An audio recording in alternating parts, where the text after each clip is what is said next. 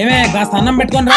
ఇదో ఏంటి కోపంగా అన్నం పెడుతున్నావు? ఇంట్లో ఎప్పుడు ఆడవాళ్ళం మేమే వంట చేయాలా? ఏం మగవాళ్ళు మీరు వంట చేస్తే ఏం? అదే కదా మనకున్న రూల్స్. రూల్స్ అదేలా? ఇప్పుడు ఒక జైలు అధికారులు ఖైదీలకు అన్నం పెడతారా లేదా ఖైదీల అధికారులకు అన్నం పెడతారా? అధికారులే ఖైదీలకు పెడతారు. అదేగా నేను చెప్పిందే. అంటే ఇప్పుడు నువ్వు జైల్లో ఉన్నావా? Joke joke joke joke. ఎవరబ్బా ఈ టైంలో ఫోన్ చేస్తున్నారు? హలో, లక్ష్మి వాళ్ళ అన్న మాట్లాడుతున్నది. నేనే మాట్లాడుతున్నా. ఎవరు మీరు? వెంటనే వస్తున్నా. ఏమైందండి?